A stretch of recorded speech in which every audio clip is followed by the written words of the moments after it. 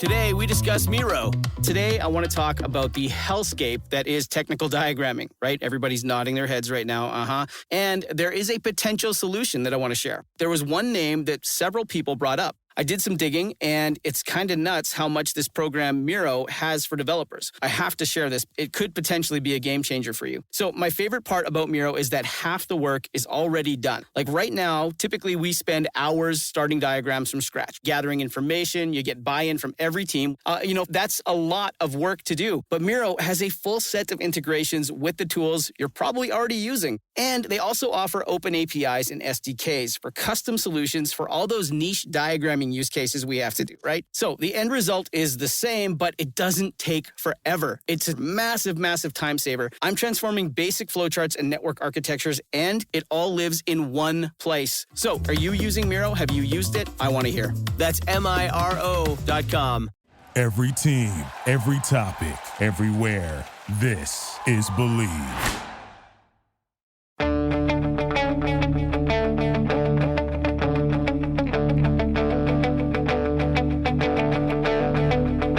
Ich warte seit Wochen auf diesen Tag und tanz vor Freude über den Asphalt.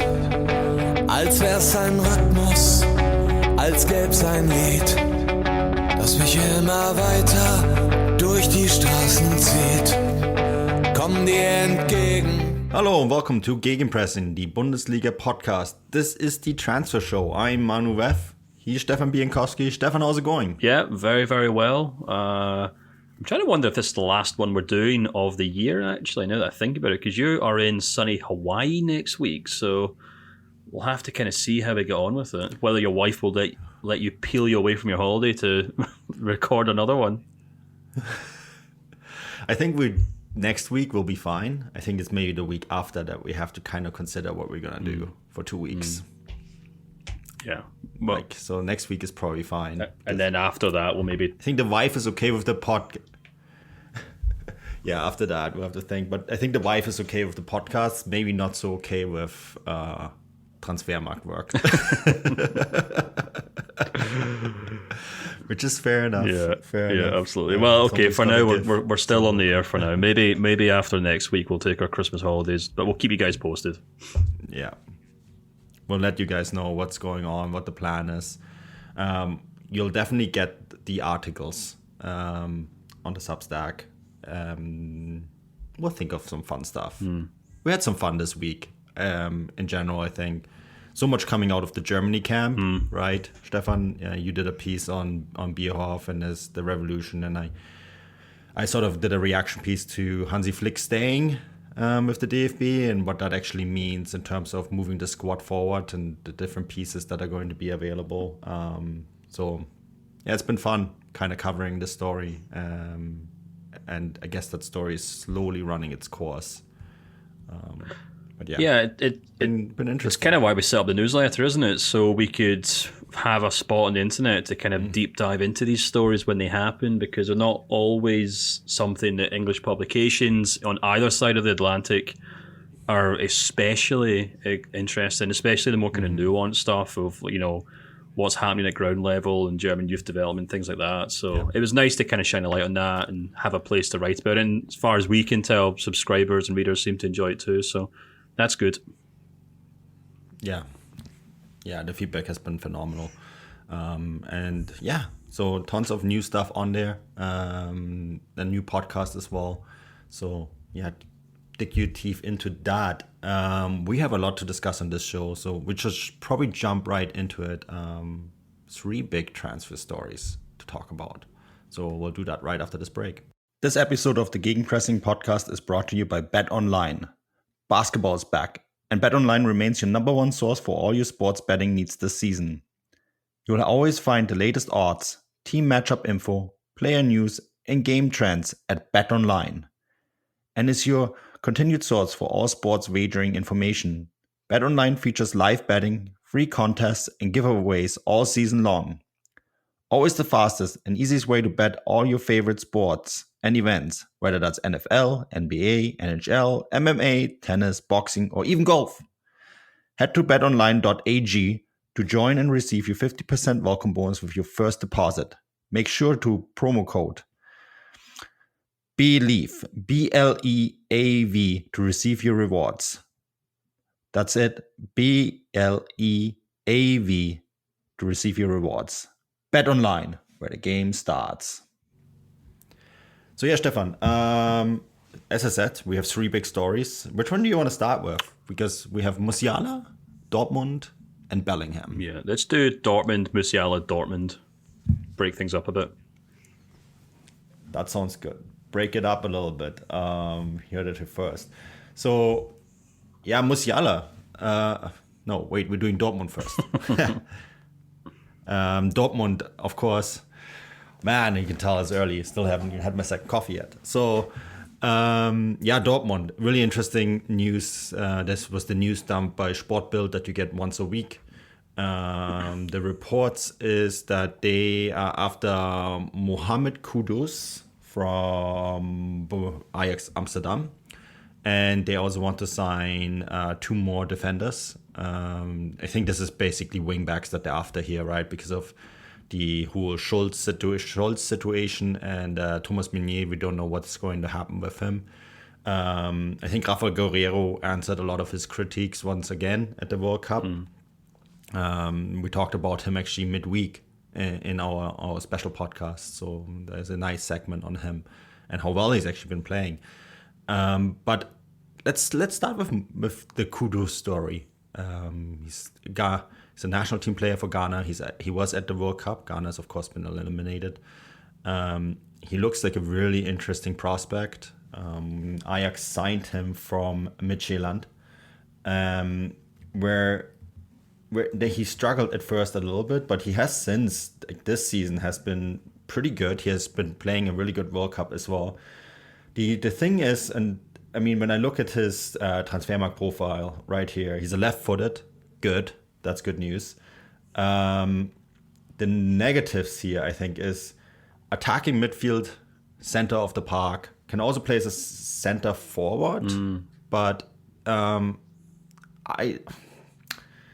is this really the profile that we were looking at? Because we talked last week about Dortmund and the tentative link to Jadon Sancho, and you making this point that they're actually in dire need of a wide player. This isn't necessarily it. Yeah, it's a really interesting one. You obviously have to take it at face value as a sport build story. You assume they've heard from someone that the club are interested in him, and I wonder if this is just another example of, the players that Dortmund sign tick a lot of boxes, but they don't actually often translate very well to what the club or what the squad specifically really needs. I think they actually have quite a lot of players in that kind of, certainly in that forward position as we look at right now. I mean, I know if you have to go back 3 months ago, you could have argued that, Kudus would have been a great signing because obviously what happened to Sebastian Haller, unfortunately, has had to take time out from the game. Not Musiala, sorry. I can't believe I've forgotten his name, actually. The young striker. Why have I forgotten his name now? Young Dortmund striker. Karim Adeyemi? No, sorry, not even Adeyemi, sorry. Oh my goodness. See, you're talking about, the funny thing is you're obviously talking about start Moukoko, that's it. The funny thing is when we do this, it's the start of the day for you, but it's actually the end of the day for me. So yeah, I've had my head down in Brazilian attacking midfielders all afternoon, actually. Anyway, yes, sorry, apologies. Yeah, so obviously, 3 months ago, you would have had a situation where they had Haller, who had to take time out from the game, Moukoko, who hadn't really picked up much game time. And eventually they kind of make this rash decision to pick up Anthony Modeste, and it didn't really seem like that kind of patchwork was going to work out. But they've kind of found something of an equilibrium in the sense that Moukou's obviously been getting good game time. He's been playing very well. That seems to me like quite a smart way to just kind of move forward with things. And if Sebastian Haller can, or when he does come back, then the two of them can obviously play off each other very well.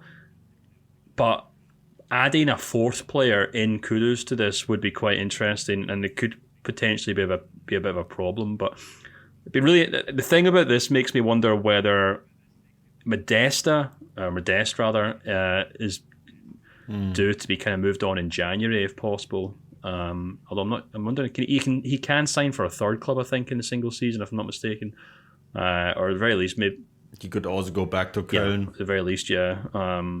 And you recently spoke to them actually, and they didn't seem very happy about the move. They still aren't very happy about the move, but yeah, he hasn't worked out at Dortmund. Moving him on in January probably does make sense. But we're obviously talking about a player who can also play in a number 10 position potentially, which is maybe quite a smart move in the sense that Marco Reus obviously gets his injury problems from time to time. And when he's out of the team, I actually think Dortmund really struggle to have that kind of playmaker. And obviously from what we can see from Kudus' record at Ajax, he's a very attack-minded player. He's a very goal-driven player as well. So maybe he could be kind of developed into quite a smart number 10 at Dortmund, which is maybe something that they actually need now to an extent, or at least a player to kind of challenge Marco Reus in that regard. But that really depends on whether Gio Reyna and Jude Bellingham are happy playing other positions in that team, because obviously Gio Reyna, considered usually a wide player, but actually when he has played this season, he seems to have kind of naturally started playing through the middle of the pitch. And I have kind of suggested a few times that he might be a good kind of natural heir to Marco Reus's role. But you also have Jude Bellingham, who technically a central midfielder, but the way he plays tends to see him kind of drift around that final third, quite like a number 10 actually. And whether he, as I wrote actually, I remember writing at the start of the season how he needed to kind of develop into a number 10 if Dortmund were going to get the most out of him. So yeah, I think kind of long story short, signing someone like Kudus in the summer or even in January, although I think it's a summer signing they're talking about, it would kind of mean that Dortmund have to kind of shift a few players about, which is no bad thing, I suppose, but it certainly would be quite interesting. I think the interesting part about Mohamed Kudus as well is that the Ghana head coach for the tournament was Otto Addo, right? And Otto Addo is also the talents manager at Borussia Dortmund, obviously former Borussia Dortmund midfielder, right? So it's interesting in that regard that although Dortmund probably did not use necessarily this tournament to scout Otto Addo, they much easier for them to just head across the border to Amsterdam and do it there, like a proper club should. But it probably doesn't hurt that one of Leo employees is also in charge of Ghana and has, maybe whispers into Mohamed's ear every once in a while, look, Borussia Dortmund could be a really good club for you. We see this, like Bayern Munich are the kings of that, right? Where their national team they basically charge the national team guys to whisper into other players' ears that come to Bayern, whether it's at France or the German national team where Bayern Munich have the strong footholds. So I wouldn't be too surprised if Otto Addo had a word or two at the tournament with Mohamed Kudus, talking to him about maybe potentially moving to Borussia Dortmund. I think this would be such a typical Dortmund move. I know that they were linked when he left Nordsjælland originally, and for various reasons they didn't go for him then. Ajax won that race, signing him for 9.5 million euros. But sometimes that in-between step is necessary, and Ajax are very good at developing players and giving them a tactical profile. And Dortmund have a relationship in that regard, right, with the Sebastian Haller transfer. So yeah, it's definitely an interesting one. I also thought the bits about them wanting to sign more wing backs. First of all, they're trying to renew Mats Hummels, right? But sooner or later you probably need another centre back. But the wing back story is a big one. They are eternally linked to Benzebaini. Not sure that is the right signing for them. You know who I think that they really need? The sort of profile of player that they really need, and they had that kind of player, right? Is someone like Achraf Hakimi or Alphonso Davies. A really fast left back. Just a couple of world-class fullbacks. Yeah, just a couple. Sure, that would help. You're saying that's necessarily what, yeah, it's just the profile. But what I was going to get at is like actually at players who can not only play defensively but also attack and contribute to the attack. And both Davies and Hakimi are very good at this, right? But yes, essentially a couple of world-class fullbacks, that would be nice. Yeah. The interesting thing I found about that report was that apparently the Dortmund still have no interest in kind of renewing Ralph Gallero's contract, which is obviously a stance that's been taken throughout much of the last kind of 12 months because he hasn't been in form. But I'd be really surprised if he was to come back from that World Cup as a real leading figure in a Portugal side who probably have every intention of challenging to win the World Cup. If he was to come back a World Cup winner, perhaps, and Dortmund are still kind of rolling their eyes and kind of dragging their heels with a contract negotiation, I feel like that'd be a huge mishap because he has shown at this World Cup that he's capable of playing very well in a good enough side. It's just the fact that Dortmund can't get enough out of him. So, but they should at the very least, try and time down to new contract, then figure out how to get that kind of Portugal form out of him. So that was a weird one to me. But yeah, the right back position's a really interesting one. It's a constant hassle, and I think it's also a position that Dortmund have kind of overlooked for a number of seasons now by simply trying to just buy kind of cheap off the shelf defenders from other Bundesliga sides. The Gladbach player you mentioned earlier is a perfect example of that, who arguably hasn't even been outstanding for Gladbach. So I've really got no idea why they think he would be outstanding for Dortmund. So, but I guess we're just going to have to wait and see what happens there. But they absolutely do need to sign at least 2 fullbacks, I would say. And, I think the report was quite interesting, saying that they may even sign another central defender if Mats Hummels doesn't sign a new contract, which will be quite interesting to see what happens there, because you would assume Nico Schlotterbeck and Niklas Süle are there for the long term. But again, having watched them in this World Cup, maybe some inside Dortmund are trying to kind of reassess that. We're just going to have to wait and see, I suppose. Yeah, it's an interesting one. Definitely want to keep an eye on. So Dortmund are shopping for an attacking player and some defenders, which I'm curious to see if they're going to do it even this winter. And I think they might, because the side definitely needs some improvement. Let's do Musiala, because I think this is not necessarily a transfer story, but it's very interesting nonetheless. Bayern Munich are looking to extend his contract long term. He's currently on a rolling contract, and this rolling contract, the way it works, it's based on performance-based metrics, right, until 2026. And it can rise, and it's currently around 5 million, but it can go all the way up to, he currently earns about 8 million. It can go all the way up to 11 million based on performance metrics, which I'm pretty sure he's hitting. I'm pretty sure he's hitting those performance metrics at the moment. I had someone suggest in my mentions that he wasn't scoring a lot of goals. I think maybe you need to watch more Bayern games because he's very good at scoring goals. He just didn't hit the target at the World Cup, which happens, small sample size and all that. But he's definitely hitting his performance metrics at Bayern Munich, and you would think that he's going to hit that 11 million target very easily. He's probably actually exceeding it, which just gets me to my next point, is that Jamal Musiala has and I think we posted this on Transfermarkt Twitter, right? That his numbers at his current age are already bigger than Lionel Messi's numbers were at the same age. And we're talking about that sort of ceiling for him. He has, and as the sky is the limit. He can be. Germany never had a Lionel Messi type player, like never existed in the history. He could be the first. And that also means that for Bayern Munich, I think this is going to be, could be more tricky than they perhaps think, because 2026 is the next World Cup. That will be his World Cup. He will be 23 by then, right? Which is when he's probably going to hit his prime. We went through the salary list at Bayern Munich, and someone like Thomas Müller, for example, earns 20 million. I have it somewhere actually, right?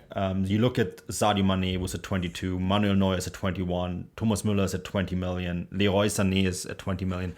You would think that Musiala will be on the top of that list very soon. Like when you compare him to Mane, what Mane earns now and what Musiala is earning right now, you would think that Bayern wants to if Bayern Munich want to secure him to a long-term deal beyond 2026. We're talking about a salary that's probably making him the best paid player on this team. Yeah. It was a really interesting story to come out because, there's lots of talks about him signing a new contract extension, and we were talking about it before the show, and I was kind of pushing back a little. I was like, well, is it really that interesting? He's already got a contract till 2026. He signed a new one last year. Why is that such a big deal? And we actually kind of started looking into it, and it was actually the great guys at Bavarian Football Works, who, great website for any Bayern Munich or just any general Bundesliga fan, actually. They always do some great work. Yeah. Great Twitter account as well.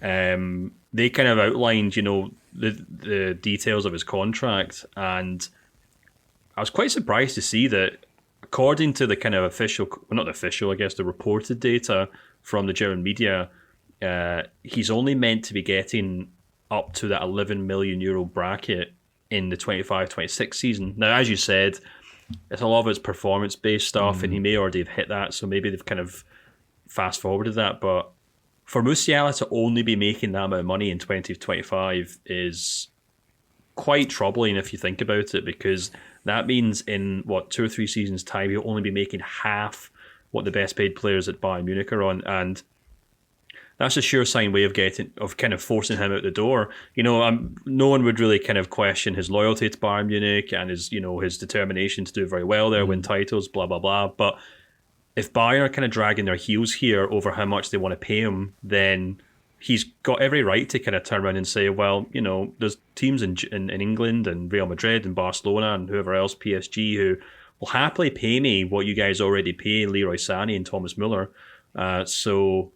Thanks, but no thanks, but I'm off. So I think that's probably what's driving this new talk of a new contract, because I imagine Salihamidzic is probably watching that World Cup, and he has kind of spoke, I think, as well during the World Cup about, they'll sit down and maybe hammer out a new deal for him. And you can understand why, because it's not just so much how good Musiala is, it's the acceleration by which he's making himself vital to both Germany and Bayern Munich. And it doesn't really matter how young he is, as we saw with Messi. It really just comes down to how important he plays, how vital he is to them scoring and creating goals. So, and if he's already up there as one of their most important players, and I think you can certainly say that, then they certainly have to fast track, those contract negotiations so that he ends up, if he ends up next season being one of the highest paid players at the club, then I don't really think you'll find many Bayern Munich fans who have a problem with that. No, and I mean, it's interesting too. I just looked up his agency, 11 Wins. It's a German-based agency with a lot of ties to the Premier League. But he is their gold goose. You look at his market value is 100 million. The next most expensive player, the next most valuable player according to Transfermarkt, is Dominic Calvert-Lewin from Everton, right? At 30 million. We have Musiala at 100 million. He is their golden goose, and if I am Musiala's agent and I see those reports, pretty sure the agent is aware of those reports, if you know what I mean, but then those reports leak for a certain reason, and whenever certain fees also get leaked, that's also for a reason, and I'm pretty sure that at this stage, they are saying, and they're looking at Musiala's performances this season, and they're looking at his ceiling and where he's at in his development, and the underlying numbers, which make this player even more impressive. It's not his XG; it's a ton of things. You go into the WeScout, a platform that both of us use, right? And you look at the numbers and where he leads in the Bundesliga, and he leads in almost every category. And the same is it's the case in the Champions League, right?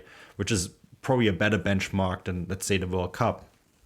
And yeah, absolutely. You look at those numbers and you're looking at an asset that is only going to get more expensive, not cheaper.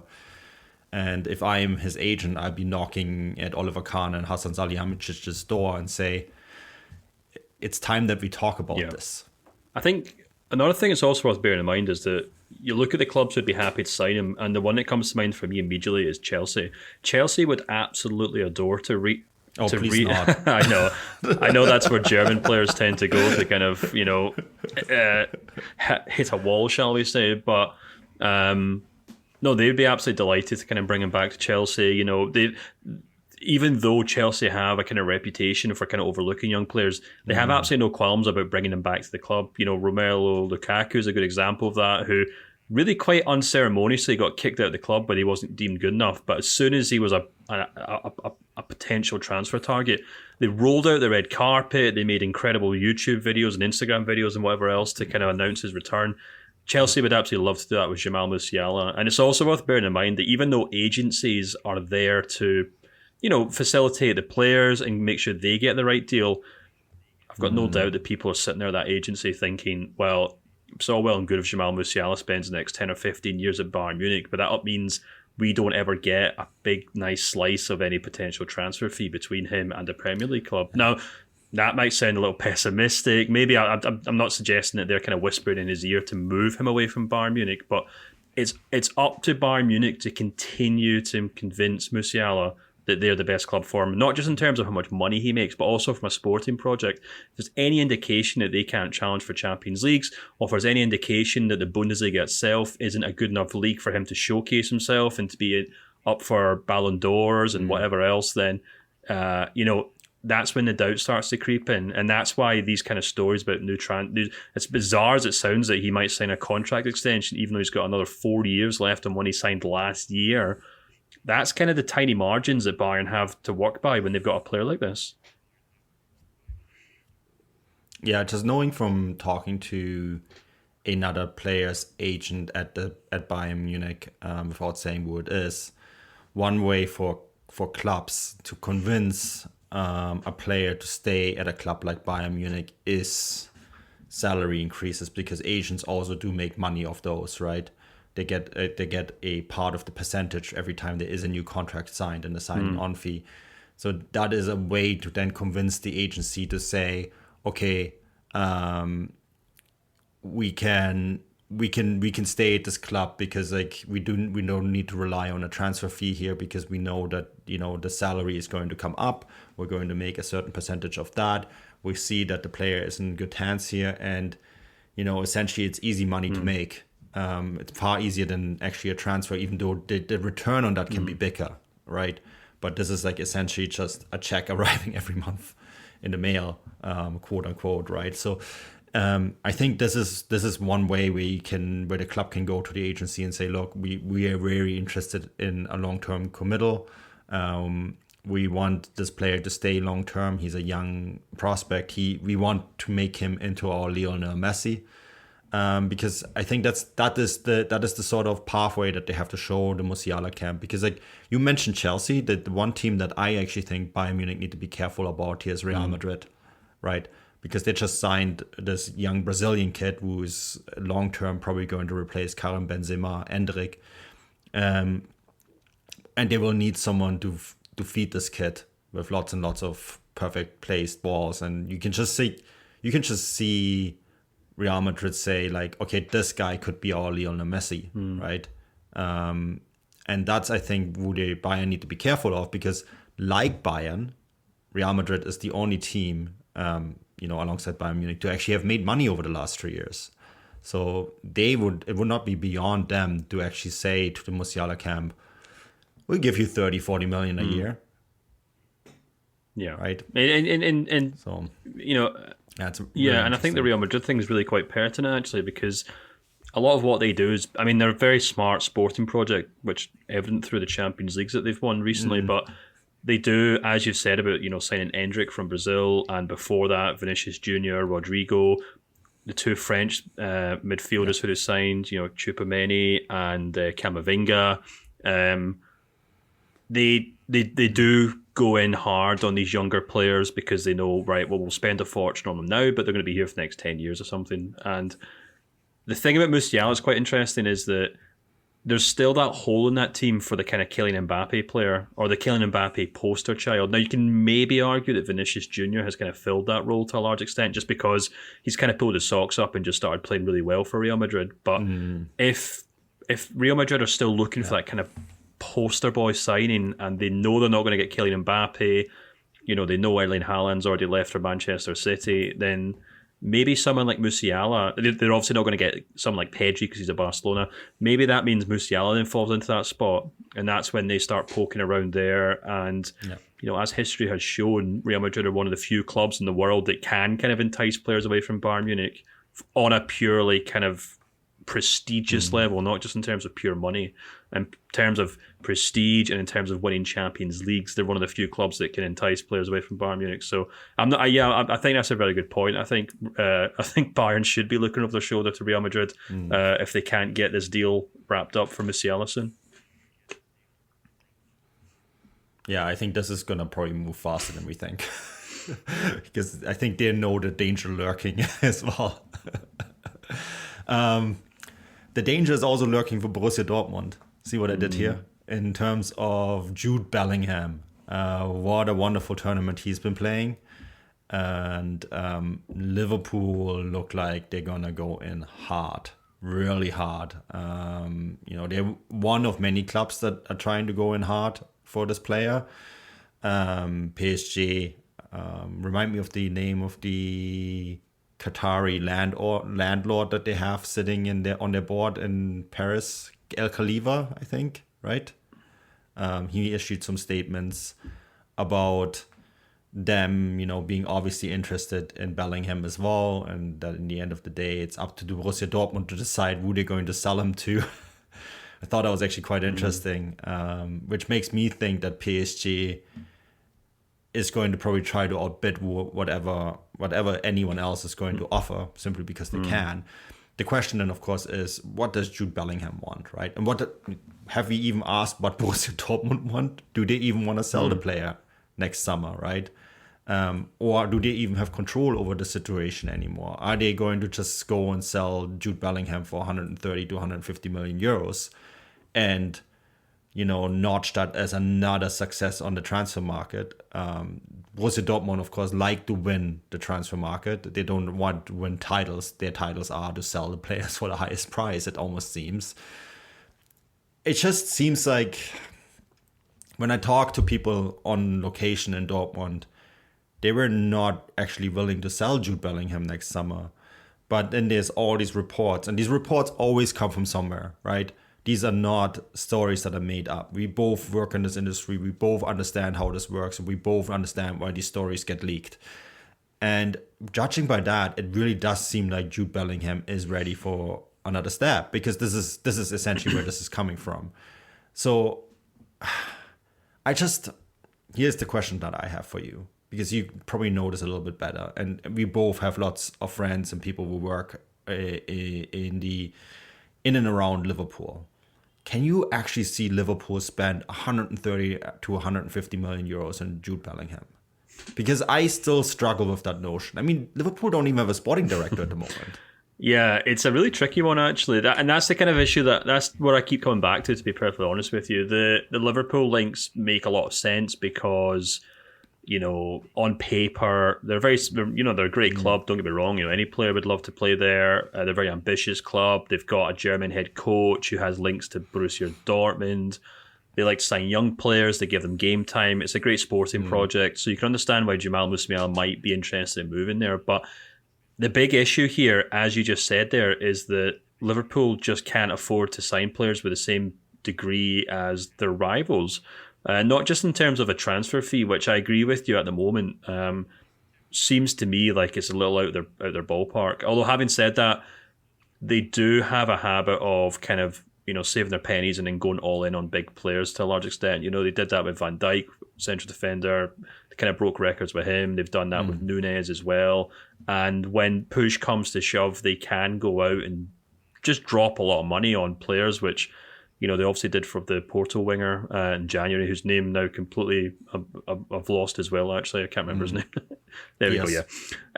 Yeah, Diaz. Sorry. So they have shown that when they want to be, they can be quite ruthless in the transfer window. But for the most part, a lot of these players were players that had some interest from other clubs, but they weren't like the kind of top tier, hot project kind of players who 5 or 6 super clubs want to sign, And I think kind of a real pertinent example here is Erling Haaland. Liverpool were constantly linked with Erling Haaland, but even Jurgen Klopp was quite happy to admit this on record, saying, look, we're not even at the table when it comes to signing this guy because Manchester City can offer him the kind of transfer fees that Liverpool can only dream of, really, to a large extent.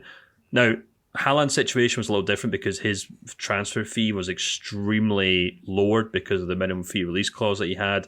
So basically, it was a bidding war to see who could offer him the most wages.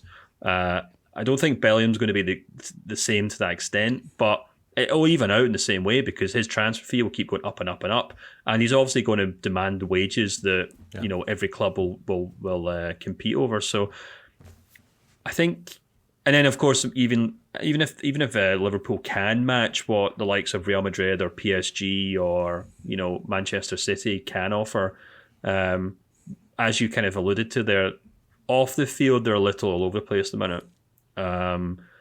It's easy to forget that, that first half of the season was pretty disastrous for them on the pitch. There's lots of talk about whether Jurgen Klopp will be sticking around. I'm not really expecting him to leave by any means, but I'm speaking to quite a lot of people behind the scenes, and from what I can tell, we talked about this last week when we were talking about Sven Mislintat possibly moving there.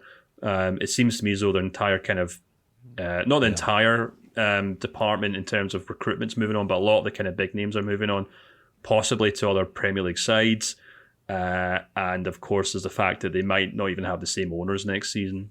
So kind of get the impression that Liverpool kind of have to get their ducks in a row before they can start talking about moving for a player like Jude Bellingham. And for the most part, I still kind of believe that he as a player hasn't really made any big suggestions that he wants to leave. I was actually speaking to a sporting director in German football today about Bellingham, and they were saying to me that they're still convinced that he'll probably stick around next season because he's a smart guy. He knows he's getting really good game time at Dortmund, and if he was to move to one of these big Premier League clubs, despite how well he's doing this season, there still will be questions about whether he has to kind of share game time with other players.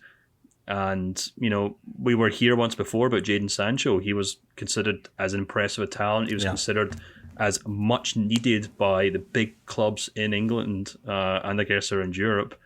And the slightest wobble and he's on the bench, and that's all she wrote about him. So the only other thing I would really add to that is that I think the market in the summer will also be affected by the fact that it looks as though Declan Rice will be moving on from West Ham. West Ham have been holding out for the last 2 or 3 seasons, don't want to sell him, but it seems as though they've kind of accepted that he's going to have to move on. They've accepted they're going to have to accept a certain fee for him, and there's probably going to be a bidding war for his services as well. And although he's a slightly different player from Bellingham, he also kind of fills a lot of the same positions and roles as Bellingham, so I wouldn't be surprised if one of the big clubs that were linked with him, potentially Chelsea more than anyone else, may end up going for Declan Rice instead, which might kind of dampen the interest in Bellingham till maybe push it back a year. So I get there's a lot of attention, there's always a lot of buzz because he's doing so well at the World Cup, but I'm still kind of convinced that come next season he'll probably still be a Dortmund player.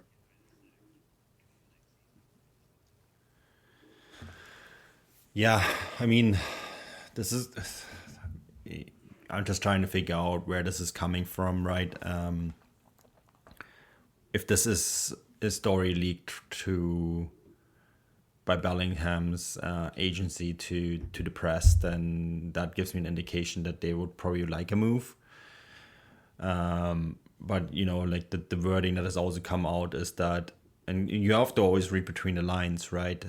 We both work in this industry. Again, we understand how and why things are worded a certain way. Is that there's always that little, every time anyone reports on it, there's always that little piece in it that says 130 to 150 million euros is difficult to do for Liverpool, right? So this could be an indication to me that this might actually come from Liverpool, saying we really want to sign this guy. We have gotten feedback that Bellingham would be interested, but we've also gotten feedback from Dortmund about a figure that we can't afford. This is what I'm reading with these news reports. Yeah. Right. Do you know the really interesting thing about that as well is that if it is coming from Liverpool's side and they're trying to dampen the interest or dampen the kind of market value for Bellingham, we've seen in the past that from a Dortmund point of view, it doesn't really work unless they are unless they kind of are, unless they're really struggling in terms of from a kind of negotiating point of view, as they did with Haaland, because obviously, he had a release clause and there's no changing that. But I've seen with players in the past that Dortmund will set a price, they'll draw a line in the sand, and they'll sit there and wait until, someone comes along and buys the player at that price. Mm-hmm. Yeah, or they wait a year and even take less, right? Like they did with Sancho. They could have gotten more the first year, that price wasn't met, and then they said, okay, well, then they said to Sancho, next year you're allowed to leave for this price. And then they did it. They went from, we want 100 million plus for Sancho if he wants to move this year, and it has to be done by a certain date. Man United didn't meet that date and tried to negotiate until the very end. And Dortmund said, well, you missed the date. It's done. Bye. They even had like a reporter camped out from Sky at Dortmund, and everyone was kind of laughing at him, right? This could very well happen here, where Dortmund say next year, you have until August 1st to do it at this price. And if you don't meet that price to this date, we're going to sit on it, and we're happy to take a little less next year, but we're going to keep the player. I think that is exactly what they're going to do. So if anyone is trying to lower the market value on the player next summer, good luck. Absolutely good luck. Dortmund are a lot of things, but they're not bad at negotiating. Yeah.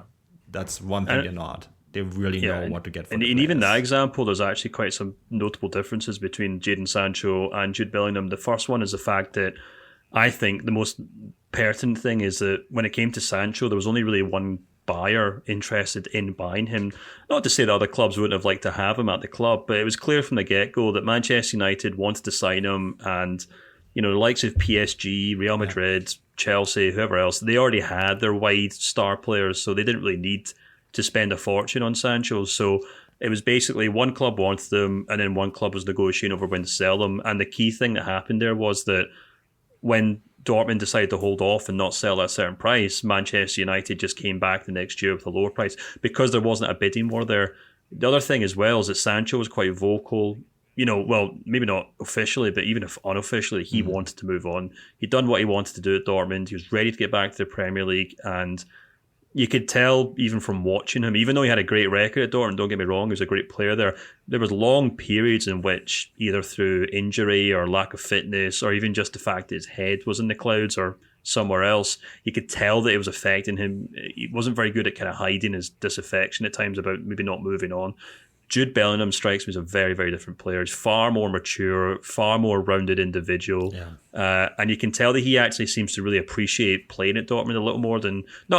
Actually, I don't want to go so far as to say that Sancho didn't appreciate playing at Dortmund. Of course he did. But it just strikes me as though Bellingham is just not really knocking down the door, pushing for that move quite like Sancho did. So, and, if Dortmund held off this year and said we're not selling him until a certain point, I've no doubt that those same 3 or 4 clubs will still be interested, because he plays a position where there's always need for another midfielder. Yeah, and I think I wouldn't actually be surprised to maybe add on to this a little bit that Dortmund go out and sign his brother Jude Bellingham. We just did a profile on him on Transfermarkt, right? It's part of the talents calendar that we do every year. And I wouldn't be surprised if Dortmund go and sign Jude Bellingham and say to Jude, give us another year so you can work on your brother. You guys can play together at the same club, and then we'll open the door for you, and we have already made a replacement in literally your brother. Well, I mean... already at the club, right? Jude Bellingham's dad used to be a player in England as well. Maybe they could buy him as well and sign him and see if they can keep him for another year after that. I mean, it wouldn't surprise me. We've seen that kind of stuff before. I mean, on a different level, because Jude Bellingham actually looks like a really good talent, right? But Bayern Munich, when they tried to fight off Real Madrid for Franck Ribéry, they signed Ribéry's brother to play for the second team, right? And that actually kept them quite happy. So this is actually a strategy that's been employed by clubs before. Yeah, without a doubt. So we'll just kind of have to wait and see what happens, I suppose. Yeah, it's an interesting one. I think this Bellingham rumor, I mean, obviously it is something that moves the masses on Twitter and elsewhere. So I'm pretty sure we're going to get daily updates all the way leading up to September 1st, I guess. So buckle in, people. We'll have another 10 months of this. But Stefan, we don't have another 10 months on this podcast. The show is wrapped up. As always, it's brought to you by Bet Online. And I think, any final things that you want to add before we call it a day? No, not really. Just always thank you to our subscribers and our readers in the Substack. Keep this going. And of course, people who just listen to the podcast, that does a lot to support us as well. We know a lot of people have been leaving reviews on Spotify and things, so we really appreciate it. And we actually recently got our Spotify wrap, which kind of, like it sums up how many people have been listening to the show, and the numbers are fantastic. So it just goes to show how many more people have started listening to the show this year. So we really appreciate it. But yeah, I'll maybe save the end of year speech till next week or the week after. To the actual end of the year. The feedback has been overwhelming. We're getting, everyone who listens, a big thank you, and leave your review. It really helps us as well, so that's great. Well, that's it from this week. We'll be back at least a couple more times before the end of the year. So until then, auf Wiedersehen.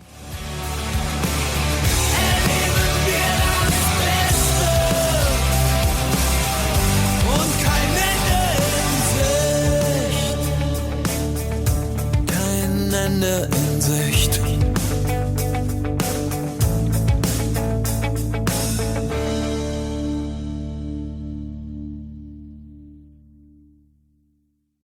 Jake Knapp is the inventor of the design sprint and the New York Times bestselling author of the book Sprint. He's also the co-founder of Character, a venture fund for early stage startups. How and why did you start using Miro?